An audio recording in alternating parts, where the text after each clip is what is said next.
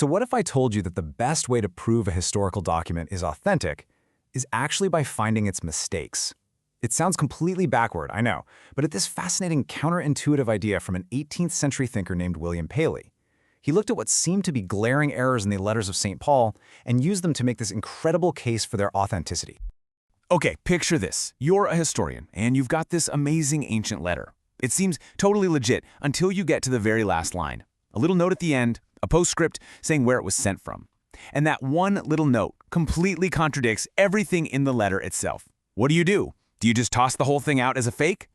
Well, this is the exact problem we find in the first letter to the Corinthians. Paul himself says, plain as day, I'm staying in Ephesus. But then, this little postscript, tacked on to the end, it's called a subscription, claims it was written from Philippi. Now, these cities are hundreds of miles apart. This isn't a small typo, it is a flat-out contradiction. And that's the puzzle we're diving into.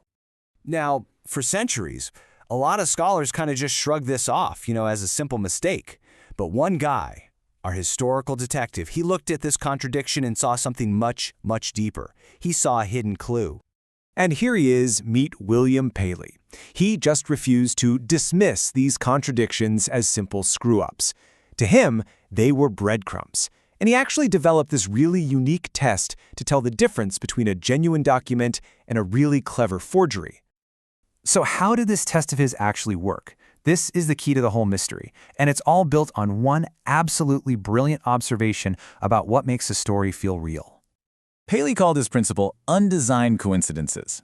And think of it this way. If somebody's faking a story, right, they're going to make sure all the big plot points line up perfectly. But what they won't do is bother adding all these tiny interlocking details that you would only notice if you were a serious expert. Real life, though, is full of these messy, unintentional connections. For Paley, finding those subtle links was the ultimate sign of authenticity. This quote right here just nails Paley's whole idea. Forgers are always designing. They're trying to make everything perfectly consistent and believable. But truth is often just casual. It's unplanned. It's messy. And for Paley, that undesignedness, that lack of a perfect, neat plan, was the ultimate mark of the real deal. So, armed with this new tool, Paley goes right back to those faulty postscripts. But instead of trying to explain them away, he does the exact opposite. He hunts down every single one he can find, building his case piece by piece. And what he finds is that this wasn't just some one-off error in Corinthians. Oh no, he identified 6 different epistles where the subscription, that little postscript at the very end, was either, in his own words, false or improbable. Take the epistle to the Galatians. The letter itself was clearly written early in Paul's ministry, but the subscription claims it was written from Rome. The problem? Well, Paul's journey to Rome happened about 10 years after the events in the letter. It's a massive, massive timeline error. And he found another one in 1 Thessalonians. The letter itself pretty clearly points to it being written from Corinth, but the subscription says Athens. Again, a totally clear mistake. The pattern was becoming impossible to ignore. And just one more to really drive it home. 1 Timothy. Paul talks about leaving Timothy in Ephesus while he goes to Macedonia. And the subscription? It claims the letter was written from Laodicea, a city that just doesn't fit the timeline or the geography of that journey at all.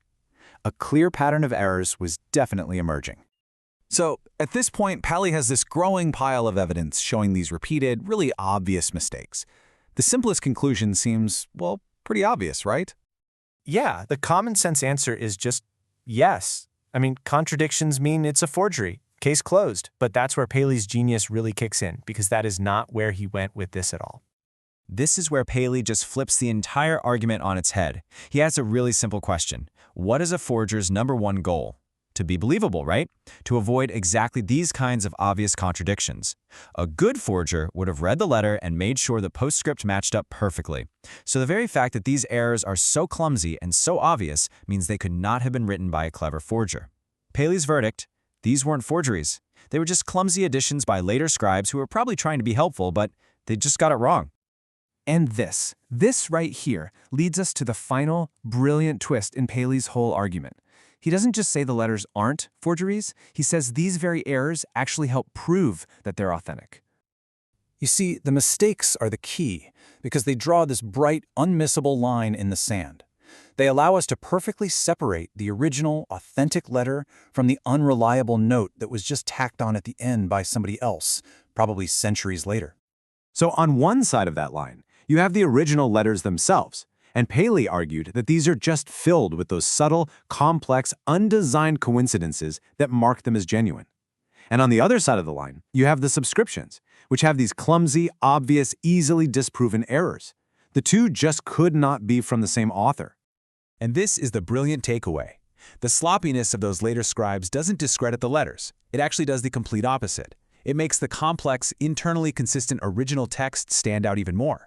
In a way, the scribes' clumsy mistakes are some of the best proof we have that the original author was the real deal. And so, Paley delivers his final verdict on all these postscripts. As historical evidence, he concluded that they have, quote, no authority whatsoever. They aren't part of the original work, just well-meaning but totally mistaken additions. So it really leaves us with a fascinating question to chew on, doesn't it? By showing us how an obvious flaw can actually point to a deeper truth, Paley gives us a powerful new way to think about how we evaluate evidence, and not just in ancient texts, but everywhere. Sometimes, it turns out, the mistake is the most truthful part of the whole story.